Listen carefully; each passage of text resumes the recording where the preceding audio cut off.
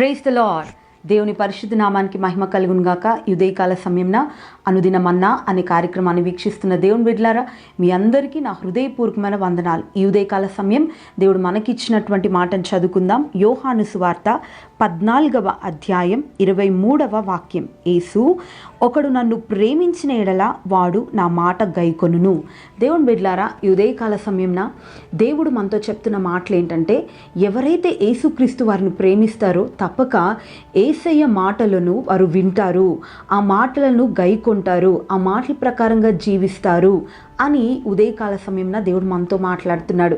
దేవుని బిడ్డలారా, మనము దేవుని మాటకు లోబడినట్లయితే మన జీవితంలో మనము గొప్ప కార్యాలను చూస్తాం. ఎందుకంటే దేవుని మాట జీవం కలిగిన మాట, అది ఎటువంటి కార్యాన్నైనా సాధకం చేయగలుగుతుంది అని ఎన్నో చోట్ల మనం బైబిల్ గ్రంథంలో చూస్తాం. దేవుని బిడ్డలారా, కొన్నిసార్లు మనుష్యుల మాటలు అవి నిరర్ధకమైపోతాయి. దేవుని బిడ్డలారా, కొన్నిసార్లు మనుష్యుల మాటలు మనల్కి ధైర్యాన్ని కలిగిస్తే, మరికొన్నిసార్లు అవే మాటలు మనల్ని కృంగదీస్తూ ఉంటాయి. దేవుని బిడ్డలారా, ఎందుకంటే మానవుడు మాట మీద నిలబడడు. మనం గమనించినట్లయితే మానవుని మాట అది చంచలత్వంగా అది మారిపోతూ ఉంటుంది. కానీ దేవుని మాట జీవం కలిగిన మాట, మార్పు లేని మాట. దేవుని బిడ్డలారా, ఈ ఉదయకాల సమయంన మరి దేవుడు మనతో మాట్లాడుతున్నాడని ఏమంటున్నాడంటే, నా మాట జీవం కలిగినది, ఎవరైతే నా మాట వింటారో నేను వారిని ప్రేమిస్తున్నాను, నేను వారి పట్ల గొప్ప కార్యాలు చేస్తాను,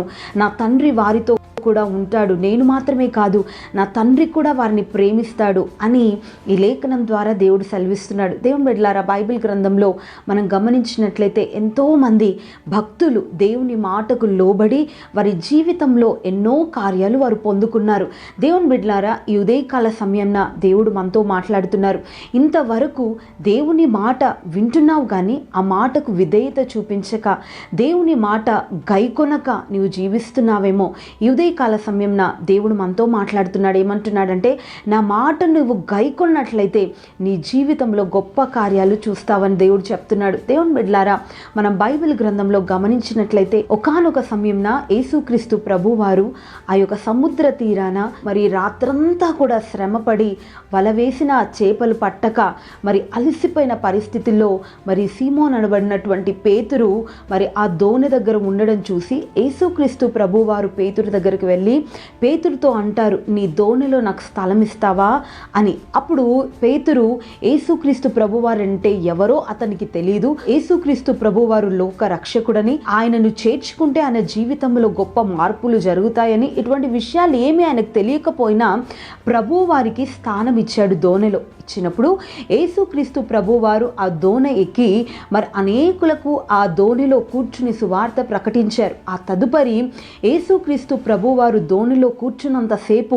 పేతురు యొక్క హృదయాన్ని ఆయన గమనిస్తూ ఉన్నాడు. దేవుని బిడ్డలారా, నిజంగా ఆయన సందేశాన్ని వాక్య పఠనాన్ని పూర్తి చేసిన తర్వాత పేతురుతో మాట్లాడుతున్నాడు. పేతురుతో మాట్లాడి, పేతురు, మరి నీవు ఎందుకు ఈ విధంగా నీరసంగా ఉన్నావు అని అడిగినప్పుడు మరి పేతురు యేసుక్రీస్తు ప్రభు వారితో చెప్తున్నారు, ప్రభువా, రాత్రంతా నేను వలలు వేశాను చేపలు పట్టడానికి, కానీ ఒక్క చేప కూడా నాకు దొరకలేదు అని చెప్పినప్పుడు యేసుక్రీస్తు ప్రభు వారు కుడివైపున నీ వల వేయి, కొంచెం లోతుగా నీ వల వేయి అని చెప్పినప్పుడు పేతురు ఒక్క మాట కూడా ఎదురాడలేదండి. నిజంగా మరి పేతురు అనొచ్చు, ప్రభువా, నేను ఒక జాలరిని, రాత్రంతా నేను వల వేశాను, సముద్రంలో ఎక్కడెక్కడ చేపలు పడతాయో నాకు తెలుసు, ఆ ప్రాంతాన్నంతా కూడా నేను తనిఖీ చేసి వల వేశాను, కానీ ఒక్క చేప కూడా పడలేదు, నేను మీరు చెప్పిన స్థలంలో కూడా నేను వల వేసానయ్యా అని ఏమాత్రం కూడా ఎదురు సమాధానం ఇవ్వలేదు. కానీ యేసుక్రీస్తు ప్రభు వారి నోటి నుంచి వచ్చిన మాటకి విధేయత చూపించి ఆ మాటకు లోబడి వెనువెంటనే కుడివైపున వల వేశాడు. కొంచెం లోతుగా వల వేయమనగానే వల వేశాడు.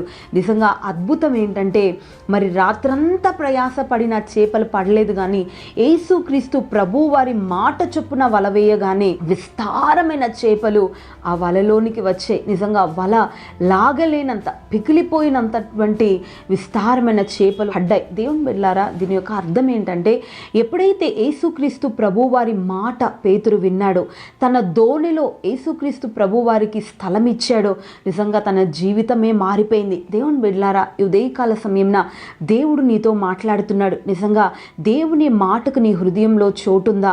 యేసుక్రీస్తు ప్రభు వారికి నీ హృదయంలో చోటుందా? ఈ ఉదయకాల సమయం ఆయన అడుగుతున్నాడు.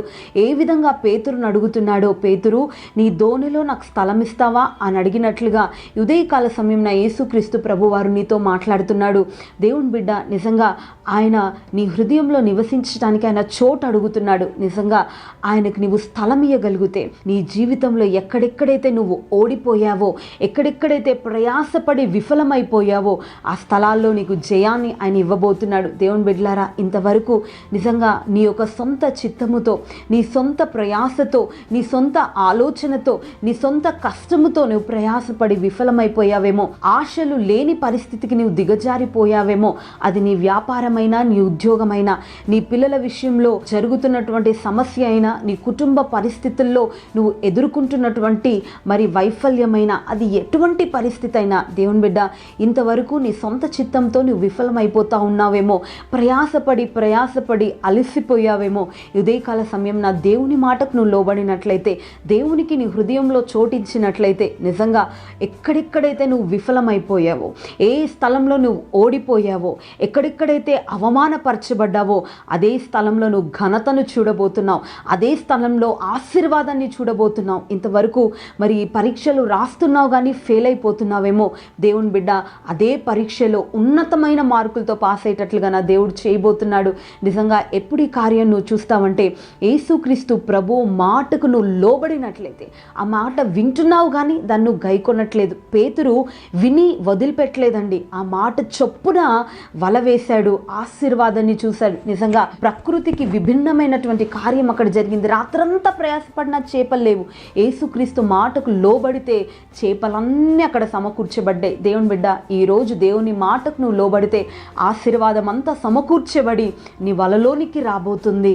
ఈ విధంగా దేవుడు నీ జీవితంలో గొప్ప కార్యాన్ని చేయబోతున్నాడు. ఆయన మాటను నువ్వు గైకొను, దేవుడు నిన్ను ప్రేమిస్తున్నాడు. ఆయన మాటకు నువ్వు విధేయత చూపిస్తే ఆయన ప్రేమను నీకు చూపించబోతున్నాడు. దేవుని బిడ్డ, ఈ మాట ఈరోజు నీ జీవితంలో కార్యసాధకంగా పనిచేయాలని దేవుడు కోరుతున్నాడు. అందరం కూడా దేవుని మాటకు విధేయత చూపిద్దాం, ఆయన మాటకు లోబడదాం, ఆయన చెప్పినట్లుగా చేద్దాం. మన జీవితంలో గొప్ప ఆశీర్వాదాన్ని చూద్దాం. అందరం కూడా ప్రార్థనలో ఏకీభవిద్దామండి. ప్రార్థన. ప్రేమ కలిగిన దేవా, పరిశుద్ధుడా, మీకు స్తోత్రములు తండ్రి. ఇదిగో నాయన, ఉదయకాల సమయంన అయ్యా, ఎవరైతే మీ మాట గైకొంటారో అయ్యా, వారి పట్ల మీరు గొప్ప కార్యాలు చేస్తారని, వారిని మీరు ప్రేమిస్తారని మీరు మాట్లాడారు నాయన.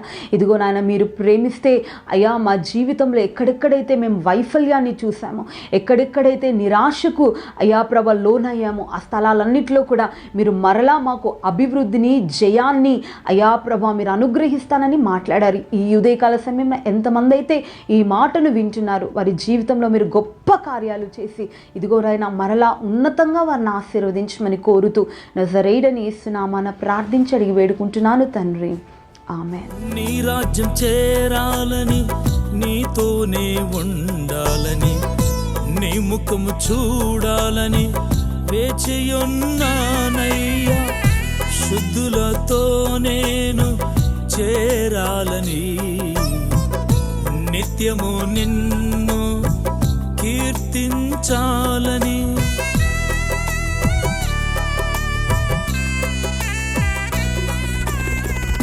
నీ రాజ్యం చేరాలని, నీతోనే ఉండాలని, నీ ముఖము చూడాలని వేచియున్నానయ్యా. శుద్ధులతో నేను చేరాలని, నిత్యము నిన్ను కీర్తించాలని. కడబుర ధ్వనులతో నన్ను పిలిచే వరకు ఆకాంక్షతో నేను వేచి ఉన్నానయ్యా. కడబుర ధ్వనులతో నన్ను పిలిచే వరకు ఆకాంక్షతో నేను వేచి ఉన్నానయ్యా.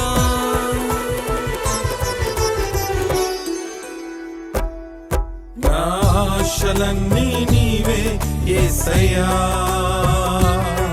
నాకున్న ఆధారం నీవే కదా.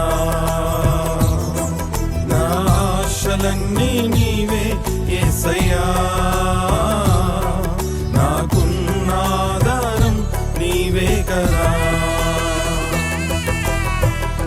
జీవాధిపతి అయిన నా యేసయ్యా నీవు లేని నా జీవితం ఊహించలేనయ్యా జీవాధిపతి అయిన నా యేసయ్యా నీవు లేని నా జీవితం ఊహించలేనయ్యా నీ రాకకై నేను వేచియున్నా నీ రూపులో నన్ను మార్చుమయ్యా నీ రాకకై నేను వేచియున్నా నీ రూపులో నన్ను మార్చుమయ్యా నా ఆశలన్నీ నీవే యేసయ్యా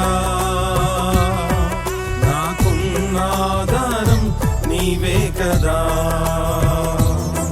నా ఆశలన్నీ నీవే యేసయ్యా నాకున్న ఆధారం నీవే కదా